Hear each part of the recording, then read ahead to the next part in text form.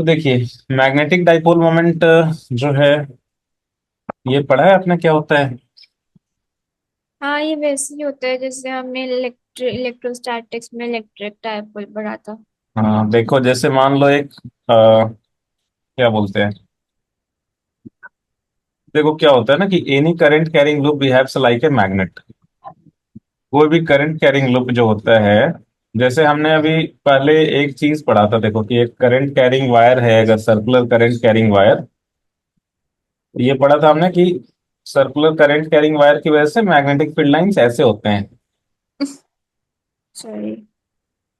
ये पढ़ा था ना। Yes sir. और हमने देखा था कि भाई जो परमानेंट मैग्नेट होता है, उसके भी मैग्नेटिक फील्ड लाइंस ऐसे ही होते हैं। हम्म। परमानेंट मैग्नेट के भी मैग्नेटिक फील्ड लाइंस ऐसे ही होता है। ऐसे ही होते हैं। हम्म। तो हमने कहा था कि भाई दोनों सेम ही तरह के मैग्नेटिक फील्ड लाइंस प्रोड्यूस कर रहे हैं। So a circular current carrying wire behaves as a magnet. In fact any current carrying loop, सिर्फ सर्कुलर नहीं, कोई भी करंट कैरिंग लूप जो होगा, लूप फॉर्म कर लिया, तो वो भी एज ए मैग्नेट ही बिहेव करता है। समझे? Yes sir. Any current carrying loop behaves as a, magnet. क्योंकि उसके मैग्नेटिक फील्ड लाइंस जो होते हैं ना, वो मैग्नेट जैसे ही होते हैं। जैसे मैग्नेट में हमेशा magnetic field lines north pole से बाहर आता है और साउथ पोल से फिर करता है। इंटर करता है। और करंट कैरिंग लूप में क्या है ना कि करंट कैरिंग लूप में किधर से बाहर आएगा फील्ड लाइंस? आप क्या करोगे, राइट हैंड के फिंगर्स को करंट के डायरेक्शन में कर्ल करोगे। राइट हैंड के फिंगर्स को करंट करंट के डायरेक्शन डायरेक्शन। में कर्ल करोगे। थंब जिधर हम्म। जाएगा उधर से फील्ड लाइंस बाहर आएगा। हम्म। थंब जिधर जिधर जाएगा उधर से फील्ड लाइंस बाहर आएंगे। बाहर आएगा, मतलब थंब जिधर जाएगा वो नॉर्थ पोल जैसा हो गया। ठीक है। Yes sir. अच्छा, अब देखिए, मैग्नेट में नॉर्थ पोल साउथ पोल हमेशा साथ में ही होता है, एग्जिस्ट करता है। तो एक नॉर्थ पोल हो गया, एक साउथ पोल हो गया, तो इसीलिए उसको बोलते हैं डाईपोल, दो पोल। मैग्नेट में मोनोपोल एग्जिस्ट नहीं करता है, कभी ऐसे नॉर्थ पोल अकेला नहीं रहेगा। ठीक है। हम्म। लेकिन चार्ज में जो है वो मोनोपोल एग्जिस्ट करता है, पॉजिटिव चार्ज अकेला एग्जिस्ट कर सकता है, नेगेटिव चार्ज अकेला एग्जिस्ट कर सकता है। लेकिन यस सर। मैग्नेट में हमें नॉर्थ पोल अकेला एग्जिस्ट नहीं कर सकता है, साउथ पोल अकेला एग्जिस्ट नहीं कर सकता है। ठीक है। तो दो पोल हो गए, तो वो हो गया मैग्नेटिक डाइपोल। कोई भी करंट कैरिंग लूप जो होता है वो भी मैग्नेटिक डाइपोल की तरह ही बिहेव करता है। ठीक है। Yes sir. तो अगर मैग्नेटिक डाइपोल की तरह बिहेव करता है, तो मतलब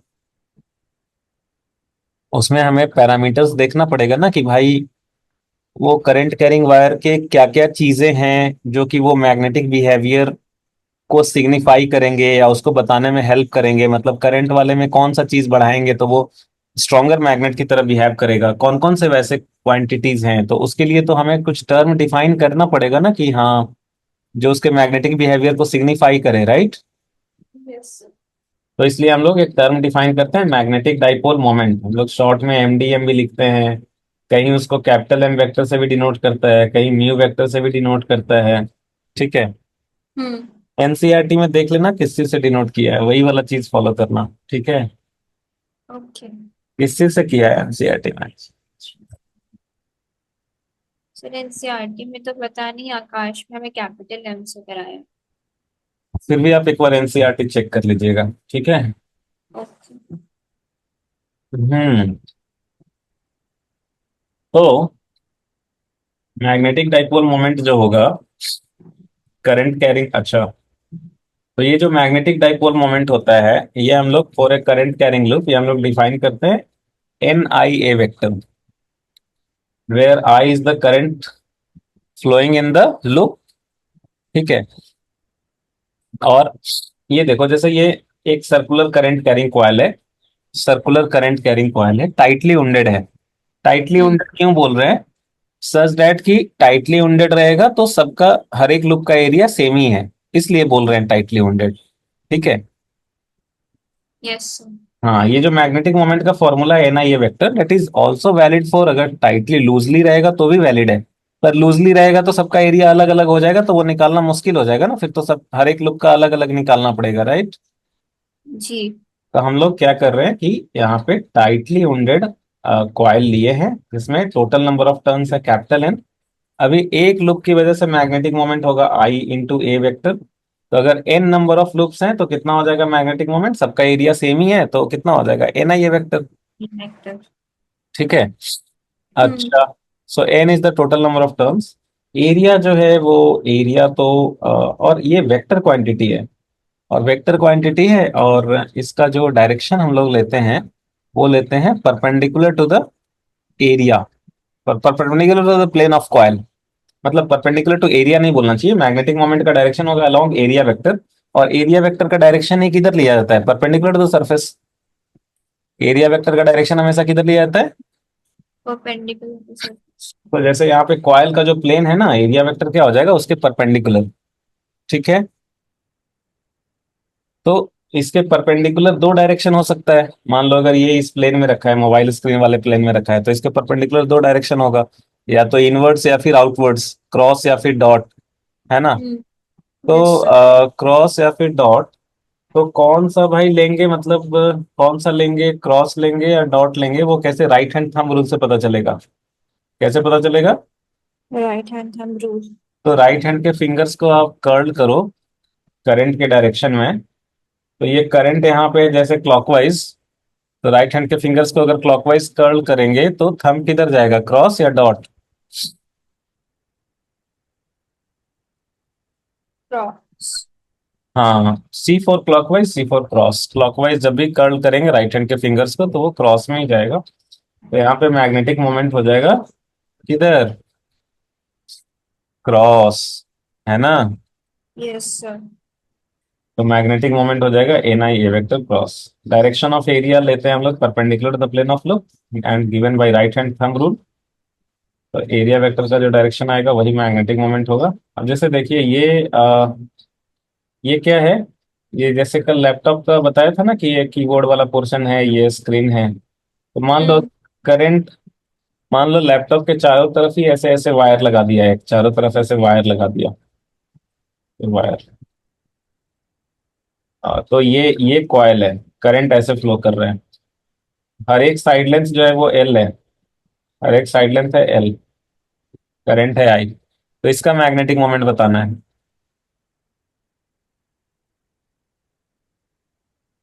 इसका मैग्नेटिक मोमेंट बताना है, ये भी एक लूप ही है कि नहीं।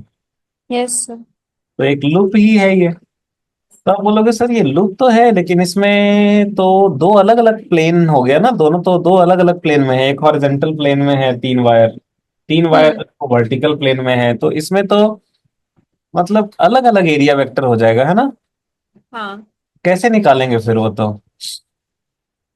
और मतलब एक ये लूप सिंगल प्लेन में तो है नहीं, ये तो लूप 3D में हो गया, है ना। तो कैसे निकालेंगे इसका, ये वाला एग्जांपल किया है आपने पहले, नहीं सर। नहीं किए हैं। चाहिए, हम्म। काफी फेमस एग्जांपल है, हो सकता है आपके एग्जाम में आ जाए। ठीक है। जी। अच्छा, तो क्या करेंगे हम लोग ना, कि एक सिंगल प्लेन तो बन नहीं रहा है, तो हम लोग क्या करेंगे, इसको ऐसे जोड़ देंगे, ऐसे, या एक्चुअली बी के लॉन्ग कोई वायर नहीं है, राइट। हाँ। तो आप बोलेंगे सर बी के लॉन्ग वायर नहीं है तो आप वायर ले कैसे सकते हो, हाउ डेयर यू। तो मैंने बोला कि देखो कोई वायर नहीं है तो आप दो वायर ले लो, और दोनों में करंट का डायरेक्शन अपोजिट कर दो।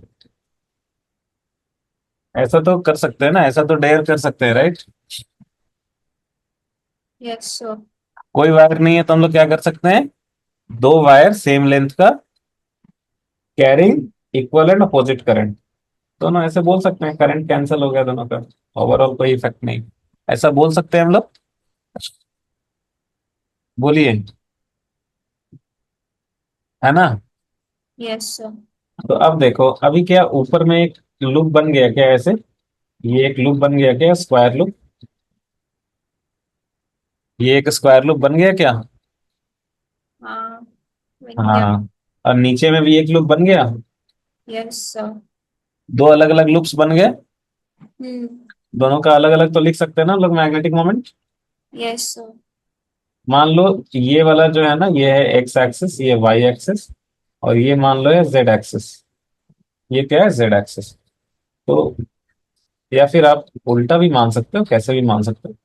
तो ये एक्स है, ये वाई है। तो ये वाला प्लेन कौन सा प्लेन में हो गया? एक्स वाई प्लेन हो गया क्या? ये एक्स, ये वाई, तो क्या ये एक्स वाई प्लेन हो गया? Yes sir. अच्छा, एक्स वाई प्लेन हो गया। तो ये वाला जो लूप है, इसके परपेंडिकुलर कौन सा डायरेक्शन होगा? Z axis. इसका परपेंडिकुलर कौन सा डायरेक्शन होगा? सेड। Z axis. तो क्या लेंगे, मतलब करंट के डायरेक्शन में फिंगर्स को कर्ल करेंगे, तो थंब किधर जाएगा? पॉजिटिव जेड या नेगेटिव जेड? इनवर्ड्स या आउटवर्ड्स? क्लॉकवाइज चल रहा है, क्रॉस। क्लॉकवाइज हो गया तो क्रॉस, क्रॉस मतलब इनवर्ड्स।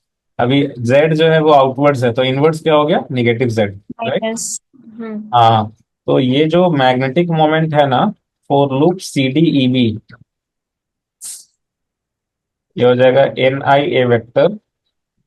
तो नंबर ऑफ टर्न है वन, करंट है आई, एरिया हो गया एल स्क्वायर, और डायरेक्शन हो गया क्रॉस। क्रॉस का मतलब माइनस के कैप लिखते हैं। Yes sir. ये समझ में आ रहा है इतना? हाँ। अच्छा, अब ये बचा ये वाला लूप। इसमें देखो, ये एक लूप है, ये है एक्स एक्सिस, और ये है जेड एक्सिस, आपकी तरफ है ये एक्चुअली। ठीक है। Yes sir. तो ये एक्जेड प्लेन हो गया क्या? ये एक्जेड प्लेन में है क्या ये लूप? हम्म। तो मैं तो एरिया वेक्टर क्या हो जाएगा एक्जेड प्लेन के परपेंडिकुलर? वाई। तो एक्जेड प्लेन के परपेंडिकुलर वाई भी हो सकता है, निगेटिव वाई भी हो सकता है, राइट। Yes sir. कौन सा, कैसे पता चलेगा कि वाई है या नेगेटिव वाई है? करंट के डायरेक्शन में राइट हैंड के फिंगर्स को कर्ल करो। हम किधर जा रहा है? ऊपर जा रहा है, नीचे जा रहा है? ऐसे कर्ल कर रहे हैं राइट हैंड के फिंगर्स को। Yes sir. किधर जा रहा है थंब, ऊपर या नीचे? क्लॉक, ये क्या है, क्लॉकवाइज है। ये नीचे। नीचे जा रहा है ना। हाँ। तो नीचे क्या हो गया? ऊपर है पॉजिटिव वाई, तो नीचे क्या हो गया? Minus Y. Negative Y. बहुत बढ़िया। तो magnetic moment of B E F A, ये क्या हो जाएगा? N I A vector, number of turns हो गया वन, करंट हो गया आई, एरिया एल स्क्वायर, और डायरेक्शन किधर लें?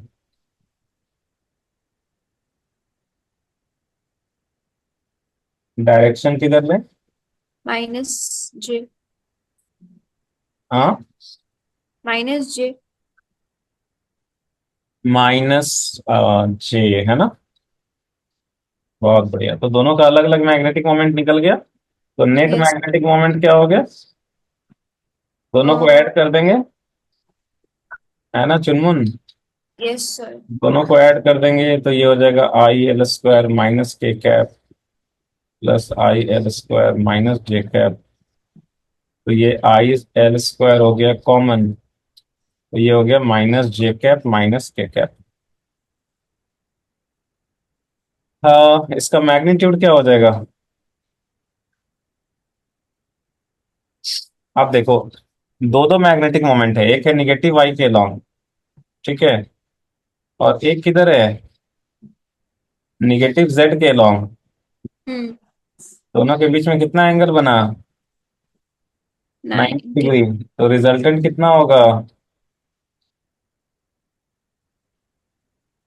दो वेक्टर परपेंडिकुलर होते हैं तो क्या होता है Chunmun? I L root square plus square plus I T L square, square. है ना। हम्म। कितना हो जाएगा? Under root two into I L square, इधर हो जाएगा। ठीक है, तो ये आंसर हो गया। आप इसको भी आंसर बोल सकते हो। ये आई कैप जे कैप के टर्म्स में हो गया, ये मैग्नीट्यूड का हो गया। ठीक है, ओके। समझ में आया? जी सर। अब एक बात बताइए कि अगर एक चार्ज है और वो आर रेडियस के सर्कल पे चल रहा है, ठीक है, तो आर रेडियस के सर्कल पे एक पॉइंट चार्ज है, it is moving on a circular path of radius R. ठीक है। हम्म। तो इसकी वजह से क्या होगा, करंट होगा कि नहीं? यस होगा। अच्छा, कितना करंट होगा? कितना करंट होगा? यस, कितना करंट जनरेट होगा उसकी वजह से? ये बड़ा इंपॉर्टेंट फॉर्मूला होता है। अच्छा चलो, आप एक देखो, आप एक काम करो, यहाँ पे एक क्रॉस सेक्शनल एरिया लो, ठीक है। हाँ। क्यू चार्ज अभी अभी यहाँ से पास किया, ठीक है। हम्म। फिर कितनी देर के बाद पास करेगा दोबारा यहाँ से? टी टाइम के बाद, जो एक टाइम पीरियड है, हाँ। कितनी देर के बाद पास करेगा? टी टाइम पीरियड के बाद। हाँ, तो ये जो क्रॉस सेक्शनल एरिया यहाँ पे ले रहे हैं, उससे टी टाइम में कितना चार्ज पास कर रहा है? क्यों? टी टाइम में चार्ज कितना पास कर रहा है? क्यू। तो यूनिट टाइम में वहां से कितना चार्ज पास करेगा? Q by T. तो यही तो हो गया ना, चार्ज पर यूनिट टाइम, पर सेकंड कितना चार्ज वहां से पास कर रहा है। तो करंट क्या होगा? Q by T. टी। तो ये याद रखना है बिल्कुल, कि करंट का वैल्यू होगा Q divided by time period. और टाइम पीरियड कितना होता है? टाइम पीरियड होता है 2 पाई बाई ओमेगा। तो ये कितना हो गया? ये हो गया Q omega by two two pi. Pi. ठीक है, तो ये बड़ा इंपॉर्टेंट रिजल्ट है, याद रहेगा। करंट कितना हुआ? Omega Q omega by 2 pi. Two pi. Q omega by 2 pi, याद रखना है बिल्कुल। हम्म। अच्छा, तो ये बताओ, इसकी वजह से मैग्नेटिक मोमेंट कितना होगा? इसकी वजह से मैग्नेटिक मोमेंट होगा नंबर ऑफ टर्न्स, मतलब अगर मैं इसको एक वायर मानूं, तो इससे करंट इतना फ्लो कर रहा है, एरिया है पाई आर स्क्वायर हो गया, नंबर ऑफ टर्न्स एक ही लेंगे, ए ना, ये वेक्टर होता है ना मैग्नेटिक मोमेंट। हम्म। तो ये कितना हो जाएगा? नंबर ऑफ टर्न्स हो गया 1, करंट हो गया क्यू ओमेगा बाई 2 पाई, और एरिया हो गया पाई आर स्क्वायर। तो कितना हो गया मैग्नेटिक मोमेंट यहाँ पे? पाई से पाई कैंसिल। यहाँ पे मैग्नेटिक मोमेंट हो गया Q omega R square by two. R square by 2। ठीक है, ये याद रखना है, क्यू ओमेगा आर स्क्वायर। ठीक है, हम्म। बहुत ही बढ़िया। अब एक बात बताओ, आपने रोटेशन पढ़ा था, एंगुलर मोमेंटम वगैरह पढ़ा था कि नहीं? उसमें एंगुलर मोमेंटम आपको था कि नहीं? और मैंने एंगुलर मोमेंटम बताया था आपको, और कंजर्वेशन ऑफ एंगुलर मोमेंटम भी बताया था। तो एंगुलर मोमेंटम आई ओमेगा पढ़ा था ना आपने? हाँ। हाँ। तो अच्छा, ये बताइए, अब यहाँ पे, अब बात ये है कि यहाँ पे अचानक से एंगुलर मोमेंटम का चर्चा कहाँ से आ गया? अचानक से यहाँ पे पानी, एंगुलर मोमेंटम का चर्चा कहाँ से आ गया? तो ये बताओ, अगर ये पॉइंट मास है, इसका मास एम है, रेडियस यहाँ से आ रहे हैं, इस एक्सिस के अबाउट इसका मोमेंट ऑफ इनर्शिया कितना हो जाएगा? एम आर स्क्वायर होगा। हाँ। पार्टिकल है तो मोमेंट ऑफ इनर्शिया कितना हो गया इसका? M R square. इसका एंगुलर मोमेंटम कितना हो जाएगा? I omega M R square omega. ठीक है, हम्म। यहाँ पे आर स्क्वायर और ओमेगा दिख रहा है आपको, एम नहीं दिख रहा है, राइट? है ना? म्यू वाले फॉर्मूला में आर है, आर स्क्वायर है, ओमेगा है, पर एम यस। एम नहीं है ना? Yes sir. तो अगर मैं ऊपर नीचे एम से मल्टीप्लाई कर दूं,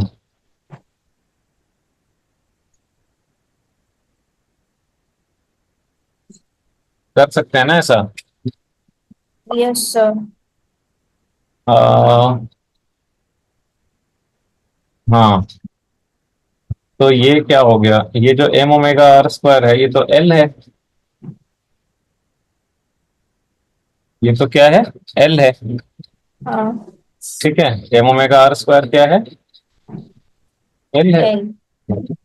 है ना, एल एल समझे ना कैसे आया, sense L is I omega, और आई यहाँ पे एम आर स्क्वायर है, तो ये आ गया राइट। तो अब ये देखो, तो यहाँ पे क्या रिलेशन आया अपना, mu is equal to Q by two M into L. L.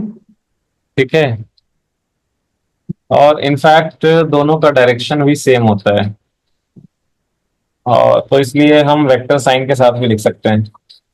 और पॉजिटिव चार्ज रहेगा तो सेम रहेगा, नेगेटिव चार्ज रहेगा तो अपोजिट हो जाएगा। तो एक्चुअली आप जो है वो क्यू को साइन के साथ लिख सकते हो,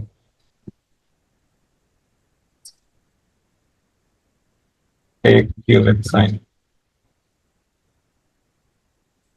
Now this formula is very very important. Why is it important? Because it is valid for any given distribution of charge.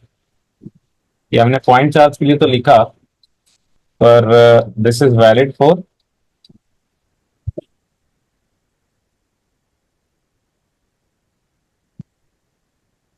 Any given distribution of charge.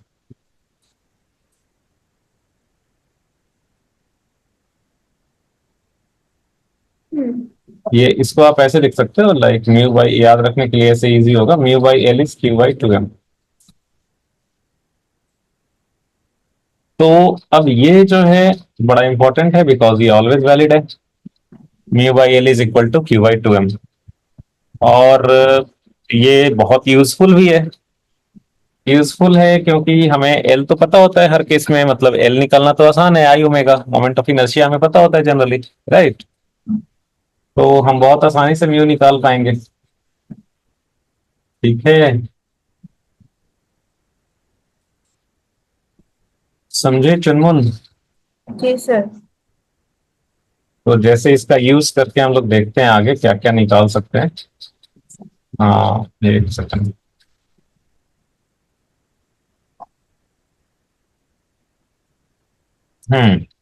Magnetic dipole moment of uniformly charge circulating ring. Uniformly charge circulating ring, जैसे मान लो एक ring है और वो uniformly charge है। क्या है वो, यूनिफॉर्मली चार्ज। हाँ, इस पे चार्ज है क्यू। और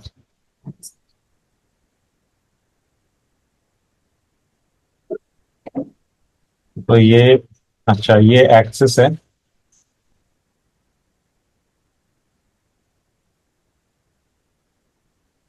और ये एक्सिस के अबाउट घूम रहा है ऐसे ओमेगा से, ओमेगा से घूम रहा है।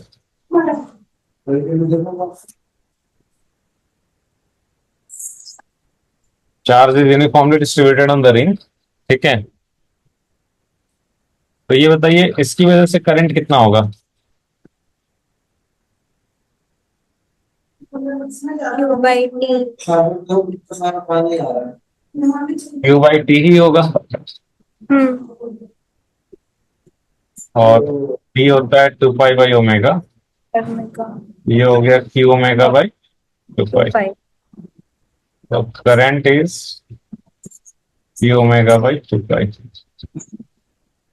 इसकी वजह से मैग्नेटिक मोमेंट कितना होगा, N I A. N I A.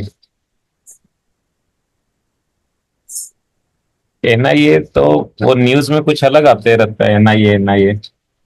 N I A ने यहाँ छापा मारा, एन आई ए ने वहां छापा मारा, national investigating agency.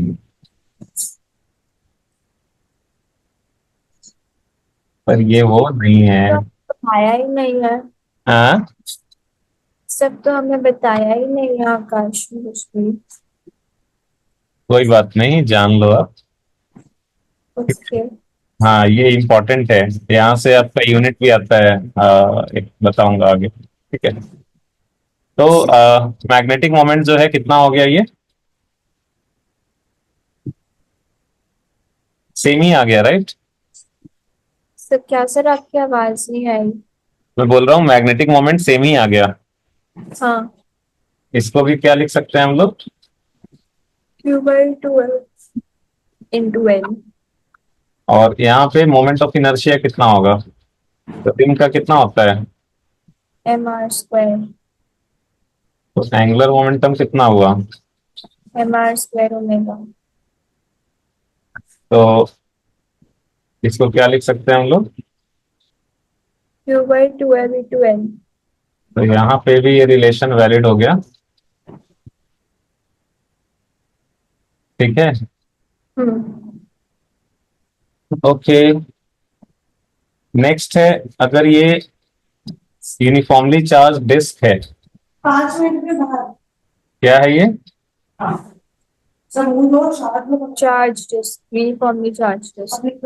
Uniformly charge disk. हाँ।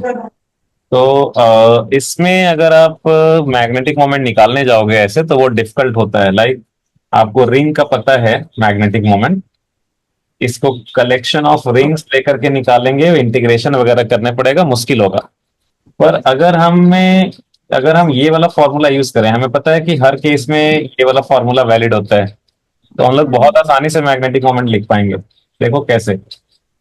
ये बताइए, डिस्क के लिए मोमेंट ऑफ इनर्शिया कितना होता है? mr²/2। सेंट्रल एक्सिस के अबाउट mr²/2। एंगुलर मोमेंटम कितना हुआ? mr²/2ω into omega. तो since mu by L is q by 2m, therefore magnetic moment will be q by 2m into L. तो therefore mu is equal to q by 2m into L के जगह पे क्या रखें? mr²/2 into omega. हाँ। तो ये कितना हो गया? Q r² ω/4। तो ये हो गया एंगुलर मोमेंटम। निकल गया ना आसानी से, हम्म। है कि नहीं? Yes sir. आसानी से निकल गया। अगर है magnetic dipole moment of uniformly charge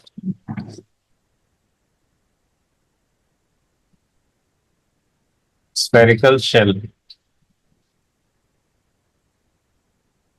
rotating about any of its diameter।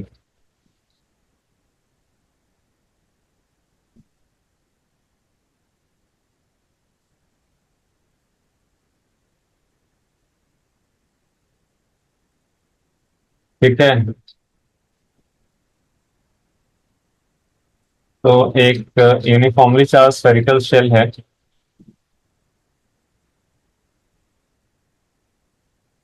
and this is rotating about any of its diameter।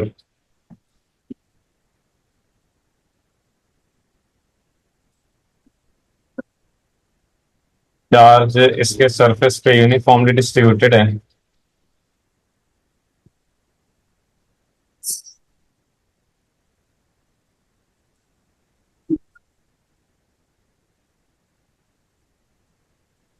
इसका रेडियस है are,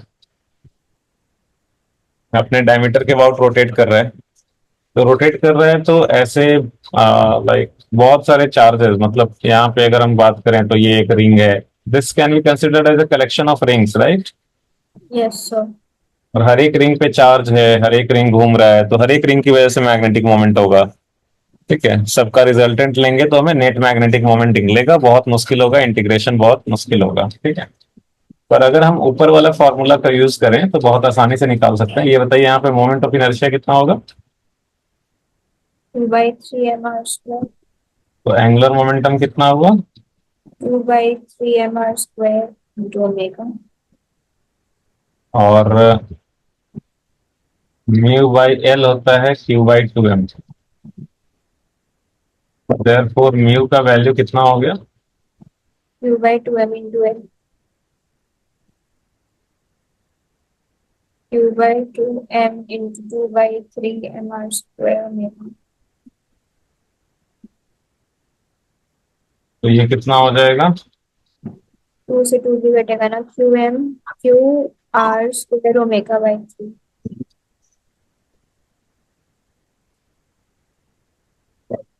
Q omega R square by three, है ना। हम्म। ये याद नहीं रखना है, इसीलिए मैंने यहाँ पे स्टार मार्क नहीं लगाया है। ठीक है,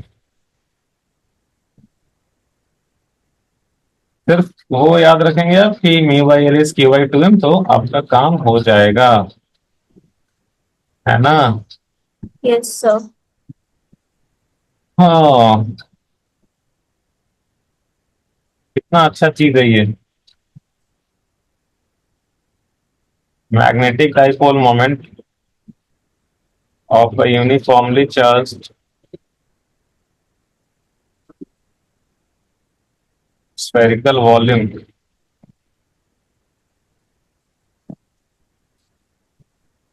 rotating about any of its diameter।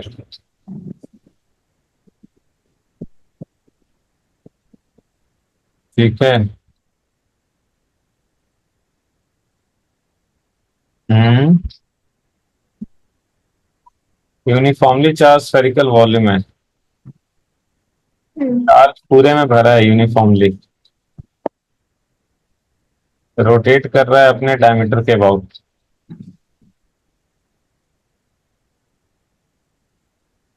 Angular momentum निकालना है आपको। It can be considered as a collection of disk, right. Yes sir. वैसे डिस्क का कलेक्शन लेके निकालने जाएंगे बहुत मुश्किल होगा, बहुत कैलकुलेशन होगा। और मोमेंट ऑफ इनर्शिया पता है अपने को कितना होता है, सब भूल गई है चुनमुन। इसका तो याद नहीं था। मैं उल्टा सोच रही थी, मैं 5 बाय करके सोच रही थी।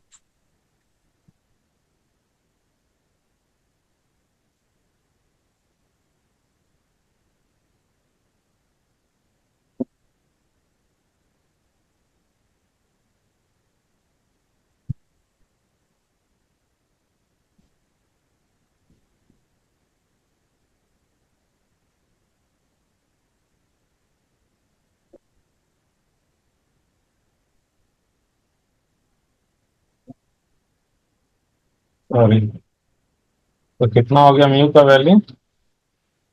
Q R square omega by five. ठीक है ना। Yes sir. बहुत बढ़िया। अच्छा चीज है या नहीं है। Yes sir.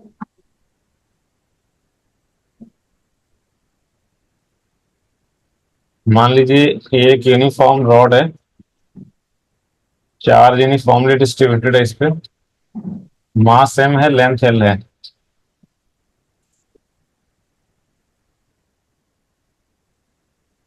ठीक है, तो total charge is Q uniformly distributed.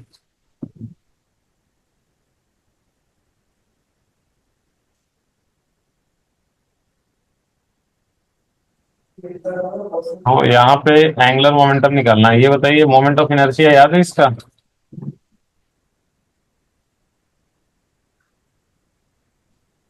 हाँ चुनमुन, क्या सर? मोमेंट ऑफ इनर्शिया याद है रॉड का, सेंट्रल एक्सिस के अबाउट। ना। Very good.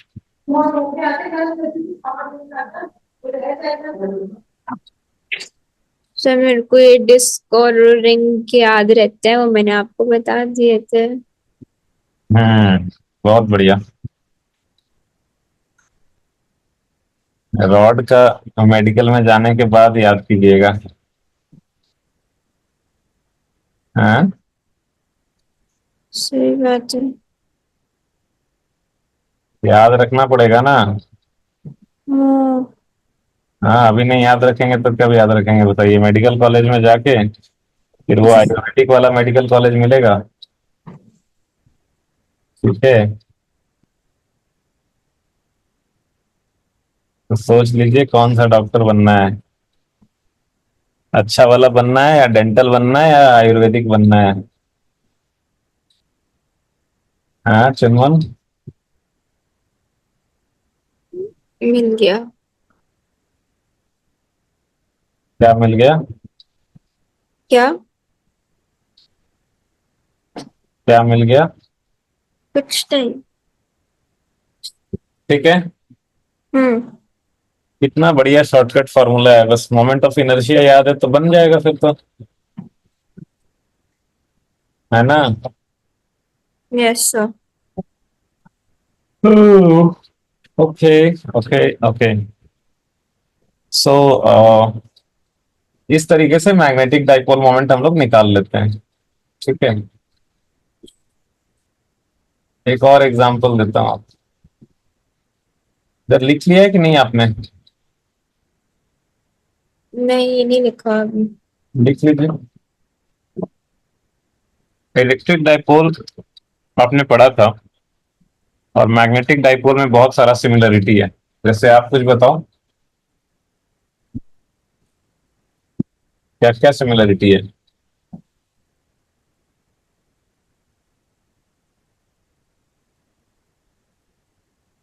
हम्म।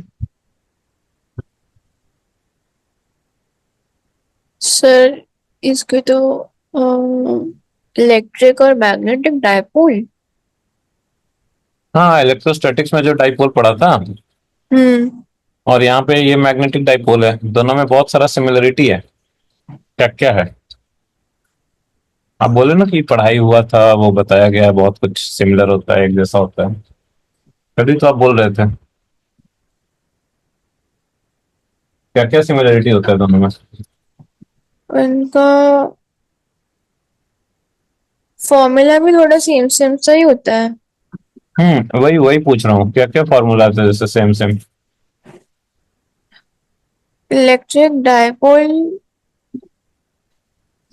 डाइपोल में फॉर्मूला था QR। Hmm.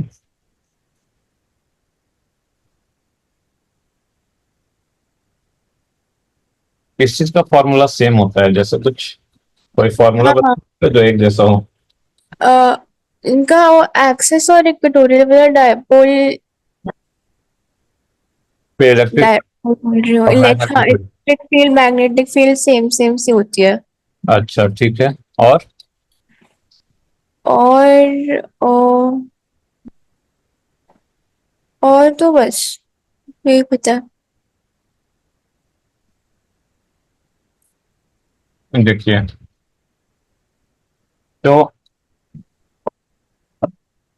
Electric and magnetic dipole, इधर इलेक्ट्रिक डाइपोल लिखा है, इधर मैग्नेटिक डाइपोल लिखा है। डाइपोल, इलेक्ट्रिक डाइपोल मोमेंट होता है क्यू इंटू, जो ए आप बोल रहे थे, Q into delta X, separation between them. हम्म। मैग्नेटिक मोमेंट क्या होता है? Magnetic dipole moment I A vector. Uniform electric field में अगर रखा रहता है इलेक्ट्रिक डाइपोल, तो उस पर नेट फोर्स कितना लगता है?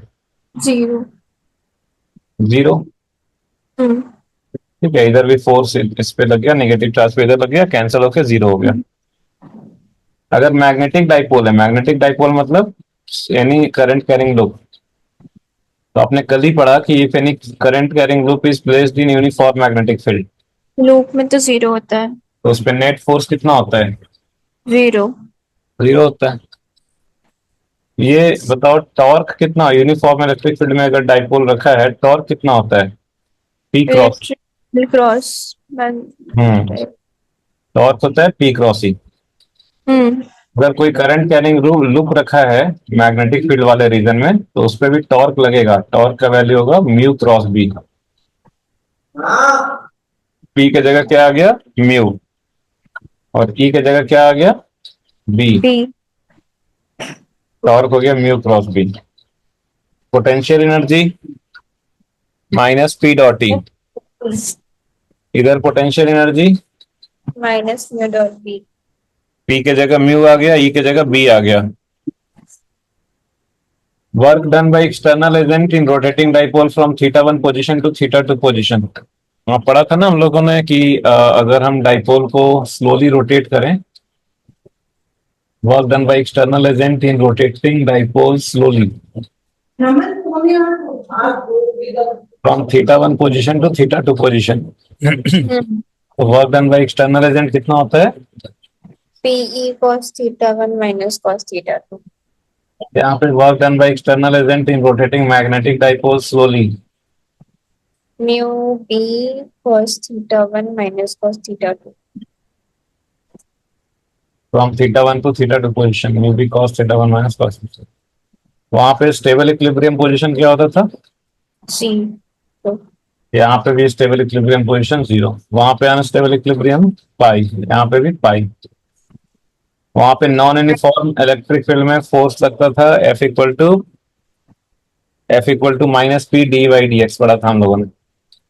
यहाँ पे नॉन यूनिफॉर्म मैग्नेटिक फील्ड में फोर्स लगेगा माइनस पी के जगह mu D B by D X. कितना सारा चीज देख लिया आपने, है ना? हम्म तो ये थोड़ा सा एटलीस्ट लिख लीजिए कुछ कुछ वाला, और बाकी फिर स्पेस छोड़ दीजिएगा, थोड़ा लिख लीजिए कुछ। समझते समझते लिख रहे हैं चुनमुन?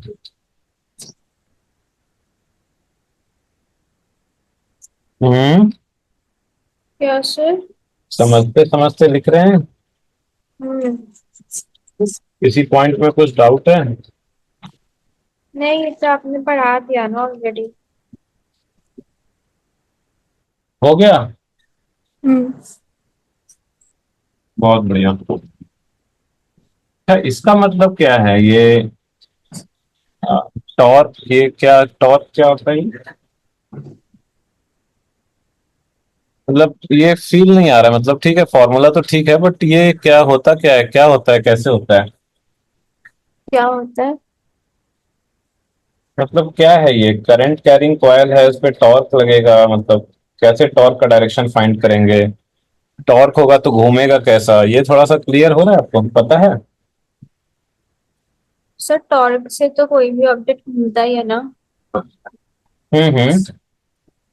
तो मान लीजिए करंट कैरिंग कॉइल है, जैसे मान लीजिए ये जैसे मान लीजिए ये करंट कैरिंग कॉइल है ब्लू वाला, हम्म ठीक है? ब्लू वाला क्या है? Current carrying coil. हाँ, ये भी नहीं दिखिएगा, ऊपर में थोड़ा सा छुटा हुआ है, ये तो जस्ट आपसे पूछ रहा हूँ। अभी ऊपर में थोड़ा मूव करेंगे एंड लेट अस से ये मैग्नेटिक फील्ड का डायरेक्शन दिखाया हुआ है ब्लैक वाला लाइन। तो इस पे किधर किस डायरेक्शन में टॉर्क लगता होगा और कैसे घूमता होगा ये लोग, ये मैं पूछना चाह रहा हूँ। ये क्या समझ में आ रहा है कैसे घूमेगा? तो नहीं। नहीं आ रहा है ना? हम्म हम्म। ओके, एक सेकंड।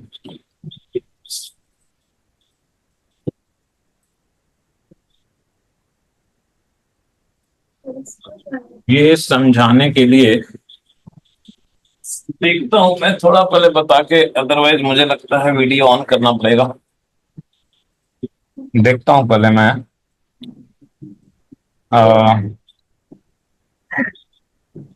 ये देखिए, देखते हैं। टॉर्क जो है ये फॉर्मूला तो आप जानते हो, म्यू क्रॉस बी। म्यू का ओके। डायरेक्शन किधर होता है? म्यू का डायरेक्शन होता है एरिया वेक्टर के लॉन्ग, है ना? NIA। हाँ, एन आई ए। तो म्यू का डायरेक्शन किधर होता है? एरिया वेक्टर के लॉन्ग। और एरिया वेक्टर का डायरेक्शन किधर होता है? एरिया वेक्टर होता है perpendicular to the plane of coil. Area vector किधर होता है? Perpendicular to the plane. कौन सा plane? Perpendicular to the plane of coils, right? हाँ, एरिया वेक्टर किधर होता है? Perpendicular to plane of coil. हाँ। तो okay, so torque on a current carrying loop ये होता है म्यू क्रॉस बी के डायरेक्शन में। अच्छा, म्यू है एन आई ए वेक्टर। तो देखते हैं हम लोग उसको समझेंगे अलग अलग सिचुएशन को, पहले एक एक करके देखते हैं। जैसे मान लो कि टॉर्क जीरो कब होगा? टॉर्क जीरो कब होगा? जब ये क्रॉस प्रोडक्ट है, अच्छा ये देखो, ये क्रॉस प्रोडक्ट है तो इसका मैग्नीट्यूड क्या होगा? NIAB sin what is theta?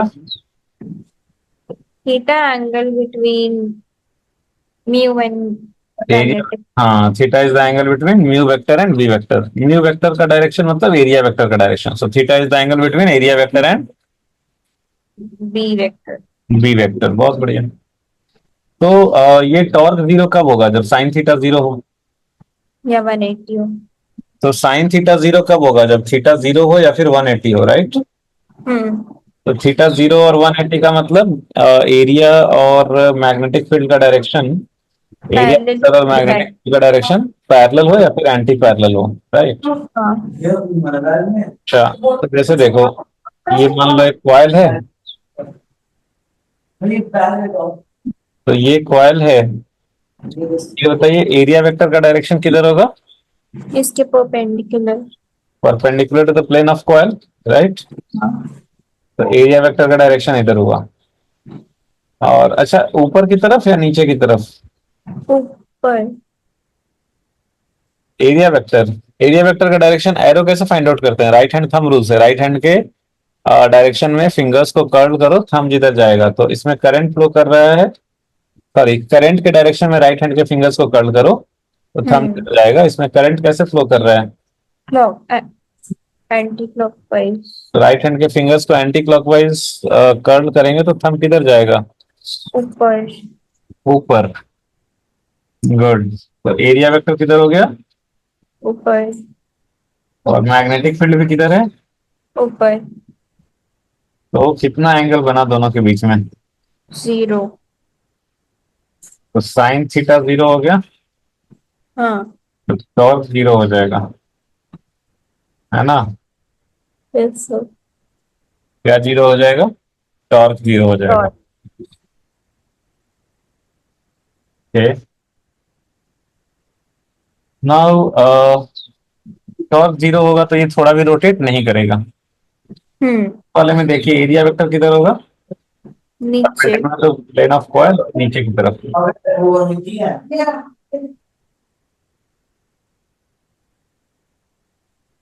और मैग्नेटिक फील्ड है ऊपर, तो इस केस में थीटा कितना हुआ?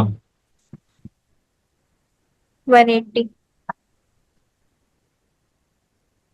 हाँ, इस केस में थीटा हुआ 180। तो साइन थीटा कितना हुआ? 0। टॉर्क कितना हुआ? 0 तो इस केस में भी ये रोटेट नहीं करेगा। नहीं करेगा। अच्छा, इस केस में एरिया वेक्टर किधर होगा?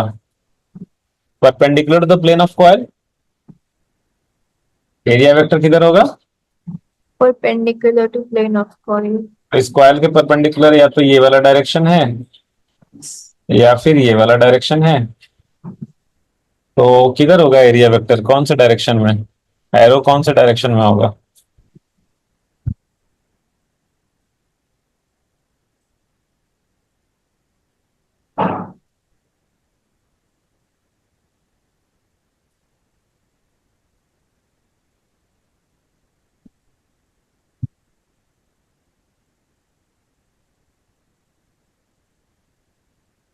हम्म। एरो का डायरेक्शन करंट के डायरेक्शन से देखेंगे। राइट हैंड के करंट के डायरेक्शन में राइट हैंड के फिंगर्स को कर्ल करो तो थंब किधर जाएगा? राइट साइड में आएगा या लेफ्ट साइड में जाएगा? कौन सा डायरेक्शन है? लेफ्ट। हाँ, लेफ्ट। लेफ्ट में जाएगा। हाँ। करंट के डायरेक्शन में राइट हैंड के फिंगर्स को कर्ल करना है तो थंब किधर जाएगा? किधर जाएगा? ये वन की तरफ या टू की तरफ? 1। वन की तरफ जाएगा ना। हम्म तो एरिया वेक्टर इधर होगा। उल्टा लेफ्ट राइट बोल दिया। एरिया वेक्टर इधर हुआ, ठीक है। हम्म और मैग्नेटिक फील्ड इधर है। ये तो मैग्नेटिक फील्ड जो है वो तो कॉइल वाले प्लेन में ही है। तो दोनों के बीच में कितना एंगल बन रहा है? 90। 90 डिग्री। तो दोनों के बीच में एंगल बन रहा है 90। ठीक है। तो ये जो है क्या बोलते हैं, ये जो है क्या बोलते हैं, टॉर्क। ठीक है, टॉर्क का वैल्यू कितना होगा? 1। NIAB sin 90। sin 90 हो गया 1। टॉर्क कितना हो गया? NIAB। अच्छा, टॉर्क ये तो मैग्नीट्यूड हो गया टॉर्क का। टॉर्क का जो डायरेक्शन होता है वो म्यू क्रॉस बी के अलॉन्ग होता है। हम्म। म्यू क्रॉस बी का मतलब क्या हो गया कि म्यू के भी परपेंडिकुलर और B के भी परपेंडिकुलर। और बी के भी परपेंडिकुलर। अच्छा ये बताओ, म्यू जो है दिस इज, म्यू का डायरेक्शन क्या होता है? एरिया का डायरेक्शन। Yes sir. म्यू का डायरेक्शन क्या होता है? एरिया के डायरेक्शन। हाँ, तो एरिया तो perpendicular to the plane of coil है। Area is perpendicular to the plane of coil. तो एरिया पे परपेंडिकुलर होने का मतलब क्या हुआ? टॉर्क का जो डायरेक्शन है, it should lie in the plane of coil. हम्म। मतलब area is perpendicular to the plane of coil.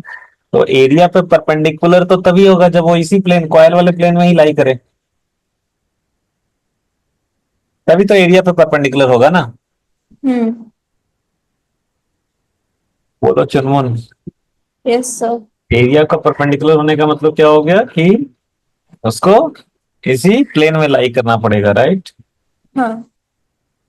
तो एरिया के परपेंडिकुलर और मैग्नेटिक फील्ड के भी परपेंडिकुलर होना चाहिए। तो इस प्लेन में मैग्नेटिक फील्ड के परपेंडिकुलर तो ये वाली लाइन है। इस प्लेन में मैग्नेटिक फील्ड के परपेंडिकुलर कौन सी वाली लाइन है? ये डॉट डॉट वाली, हम्म। है ना।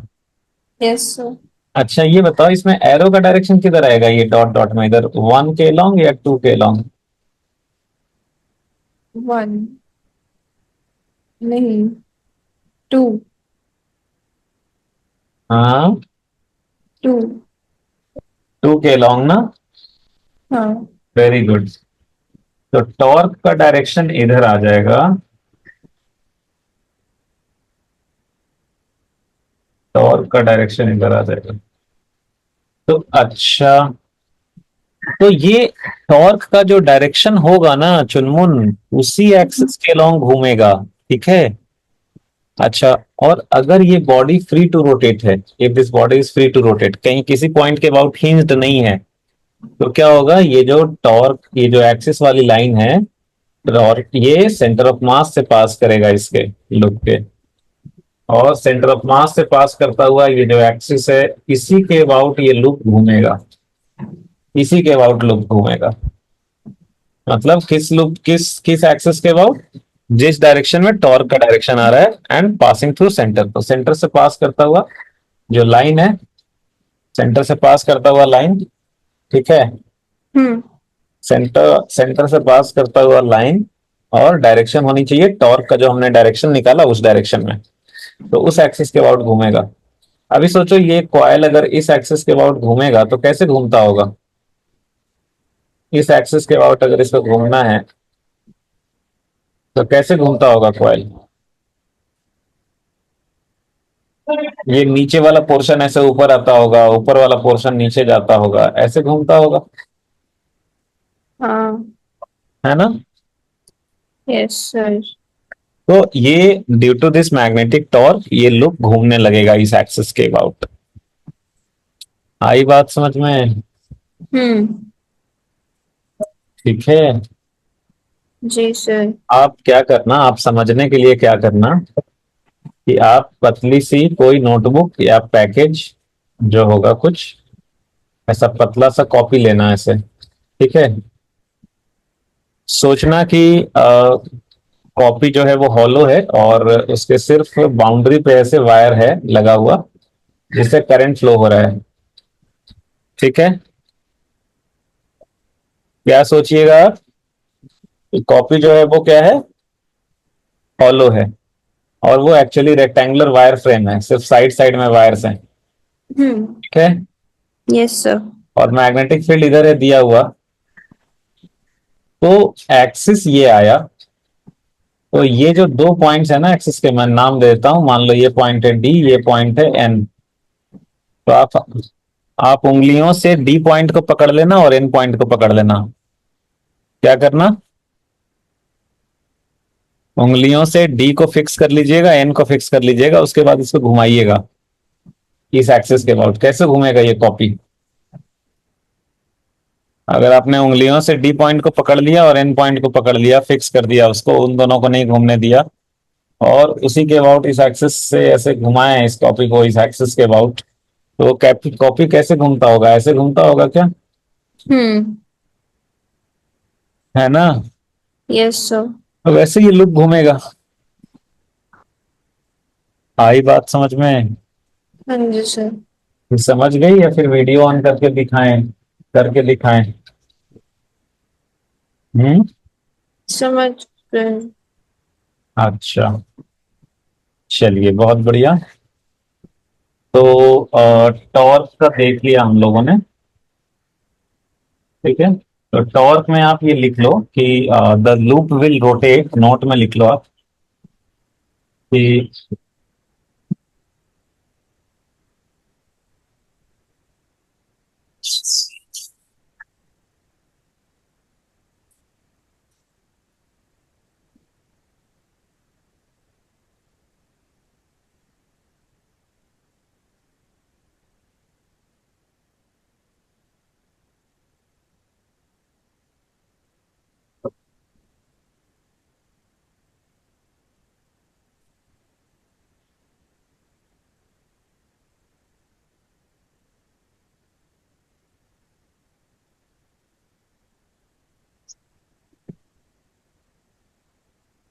the loop will rotate about axis passing through center of loop and axis should be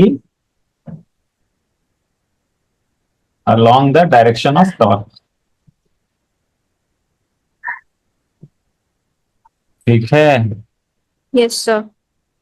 okay, तो ऐसे करके ये घूमेगा। ठीक है। अच्छा भाई, ठीक है ठीक है ठीक है ठीक है ठीक है। Okay okay okay okay. इसके बाद देखो एक ये है, अपने केमिस्ट्री में या कहीं पे सुना है ऐसा एक यूनिट, बोर मैग्नेटॉन करके एक यूनिट होता है।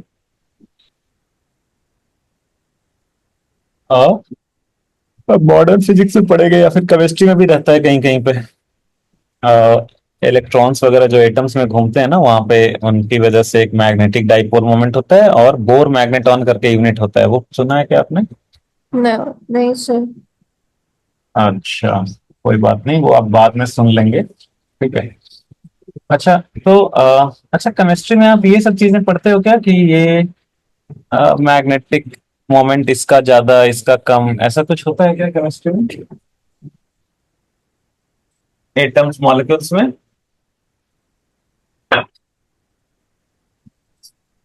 ऐसा केमिस्ट्री में रहता है, इसका मैग्नेटिक मोमेंट का ऑर्डर निकालो, ज्यादा कम वगैरह, ऑर्गेनिक में रहता था ना ये,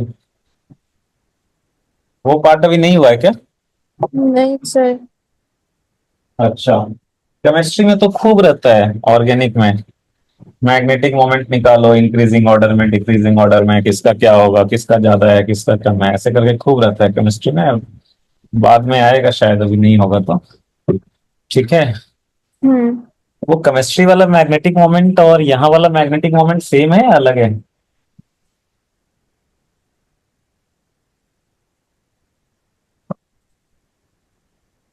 केमिस्ट्री वाला मैग्नेटिक मोमेंट और यहाँ फिजिक्स में जो मैग्नेटिक मोमेंट पढ़ रहे हैं, दोनों सेम चीज है या अलग अलग चीज है।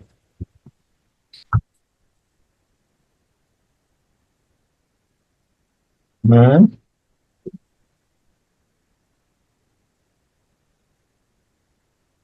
सेम चीज है चुनमुन, अलग अलग रहता तो हम क्यों पूछते। अच्छा चलिए, देखिए तो जल्दी से देखते हैं हम लोग। देखो आपने ये देखा था ना कि लाइक अगर ये चार्ज सर्कुलर पाथ पे चल रहा है, तो एक चार्ज सर्कुलर पाथ पे चलता है तो क्या होता है, उससे करंट जनरेट होता है, करंट जनरेट होता है उससे मैग्नेटिक मोमेंट होता है। वो एक सर्कुलर करंट कैरिंग वायर की तरह बिहेव करता है। और सर्कुलर करंट कैरिंग वायर की तरह बिहेव करता है, आपने तो पढ़ा था circular current carrying, current carrying loop जो है, आपने पढ़ा था कि वो क्या होता है, वो मैग्नेट मैग्नेट की तरह बिहेव करता है। सो एक सर्कुलेटिंग चार्ज जो है, एक सर्कुलर पाथ पे चल रहा है पॉइंट चार्ज, वो भी एक मैग्नेट की तरह ही बिहेव करता है। और उसका मैग्नेटिक मोमेंट भी हम लोगों ने कैलकुलेट किया था, राइट, है ना। Yes sir. अच्छा, अब देखो एटम्स में क्या है, एटम्स में तो इलेक्ट्रॉन्स लगातार ये काम कर रहे हैं, लगातार घूम घूम रहे हैं, गोल गोल गोल गोल घूम रहे हैं, राइट, है ना। हाँ। तो वहां पे तो इलेक्ट्रॉन्स लगातार घूम रहे हैं, तो यानी कि अभी जो सर्कुलेटिंग चार्ज के लिए हमने मैग्नेटिक मोमेंट का जो फॉर्मूला निकाला था, इलेक्ट्रॉन्स के लिए वही वाला फॉर्मूला काम करेगा। Yes sir. अच्छा, और वहां पे बहुत सारे इलेक्ट्रॉन्स हैं और सब घूम रहा है, सब अलग अलग रेडियस पे घूम रहा है, अलग अलग रेडियस के सर्कल पे घूम रहा है, तो सबका मैग्नेटिक मोमेंट जो है वो अलग अलग डायरेक्शन में होगा। और हम्म। पूरे एटम का जो नेट मैग्नेटिक मोमेंट होगा वो सारे मैग्नेटिक मोमेंट्स का वेक्टर एडिशन होगा, ठीक है। तो इसीलिए जो है वो एटम का, इसीलिए अब अगर वो वेक्टर एडिशन होके जीरो आ गया तो हम लोग बोलेंगे कि भाई ये वाला जो एटम है वो कोई मैग्नेटिक बिहेवियर शो नहीं करता है। लेकिन अगर जिसमें मैग्नेटिक मोमेंट का वेक्टर एडिशन ज्यादा आएगा, हम बोलेंगे कि भाई ये ज्यादा मतलब मैग्नेटिक बिहेवियर शो करता है ना, बोलेंगे इसका मैग्नेटिक मोमेंट ज्यादा है। तो अब मैग्नेटिक मोमेंट अगर बताना है उस केस में तो हमें यूनिट का भी जरूरत पड़ेगा, हम्म। हमें यूनिट का जरूरत पड़ेगा। और यूनिट क्या होगा भाई, तो हमने अभी अभी फॉर्मूला पढ़ा, mu by L is Q by two M. अच्छा, म्यू को ही एम लिखा है यहाँ पे, जो मैग्नेटिक मोमेंट होता है ना उसी को यहाँ पे कैपिटल एम लिखा है, ठीक है। तो अभी अभी आपने क्या पढ़ा कि magnetic moment mu by L is Q by two M, तो चार्ज है E, so this is equal to E by two M. तो यहां से अब देखो, इलेक्ट्रॉन के लिए आपने केमिस्ट्री में शायद पढ़ा होगा कि भाई वो बोर्स का पोस्टुलेट था, सेकंड पोस्टुलेट, कि एंगुलर मोमेंटम होता है integral multiple of H by two pi, ऐसा पढ़ा था क्या। Yes sir. हाँ, तो वो इलेक्ट्रॉन के लिए होता है, वो बोर का हिसाब से एंगुलर मोमेंटम होता है integral multiple of H by two pi, so angular momentum is N H by two pi. और अभी अभी तो हमने जादुई फॉर्मूला पढ़ा था कि भाई म्यू बाई एल होता है क्यू बाई टू एम।